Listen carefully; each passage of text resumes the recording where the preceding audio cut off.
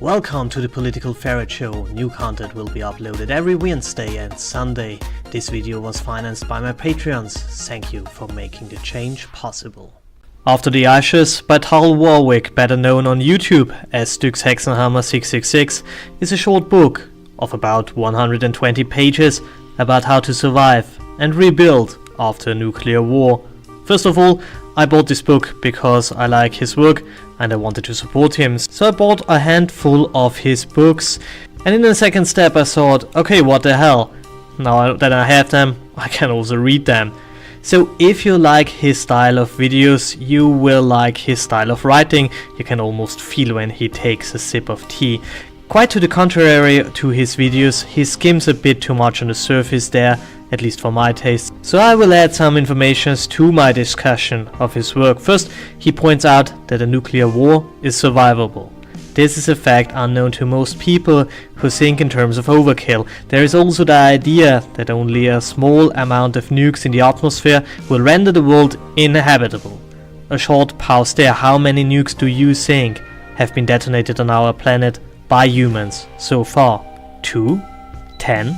100? Or above 1000? Well, it is above 2000. We don't know for sure, of course, but we know for sure of about 2058 nukes detonated, a quarter of this above ground. Right now the biggest owner of nukes is Russia with 13,000 to 16,000 nuclear devices, followed by the United States with 5,000 to 10,000. 500 nukes are enough to kill all the cities that have more than 1 million inhabitants. The question is, are they targeted in the first place? He argued that doctrine on all sides targets military objects and not civilian areas. So an overkill scenario is not survivable, but a limited exchange of nukes is very well.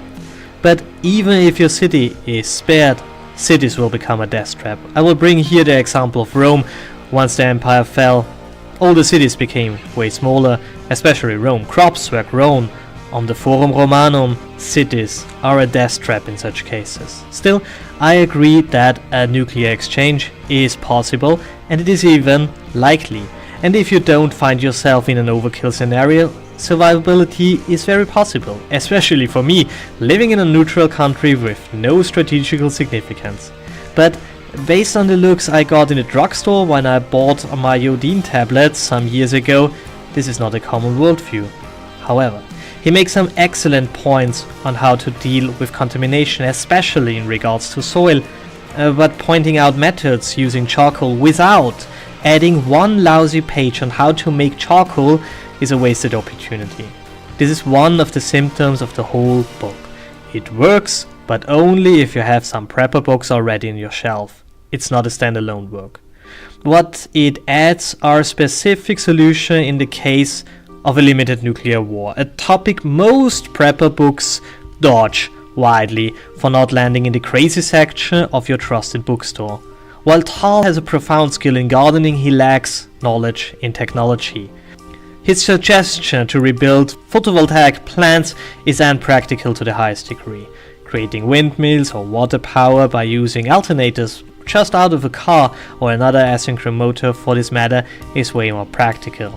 If you have a working understanding about electronics, that is, especially about the question what devices need right current frequency and which do not.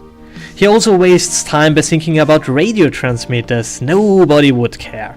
In such a society, singing together on the fire will make a big comeback. Sitting next to each other consuming mass media will likely disappear, which is a good thing. Memorable songs will be sung, and it is absolutely possible that people will sing Last Christmas on the fire for decades to come, while songs with very complex lyrics will be lost. In times, common tunes will receive new lyrics. A song about the harvest that sounds surprisingly like a Madonna song is absolutely sinkable. He points out that anyone who rejects owning a firearm is a fool and will not survive in a post-nuclear age. He also points out that the main usage for these firearms will be shooting rabid feral dogs. I agree in both cases, but missed the hint that ammunition for firearms will be in such short supply that the use of any other weapon is in most cases preferable. Wasting a bullet on a rat is a waste.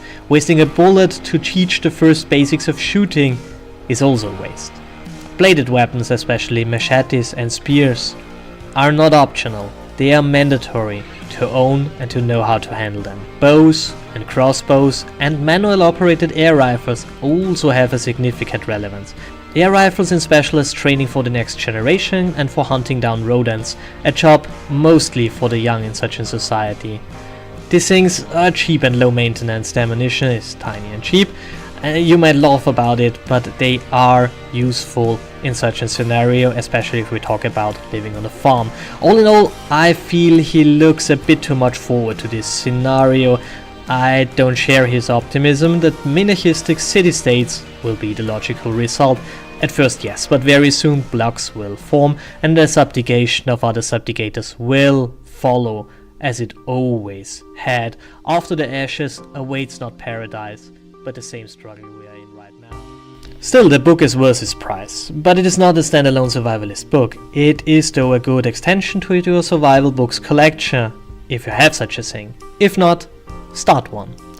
A link to where you can buy it will be in the description. So, thanks for listening, keep in touch, and have a wonderful time.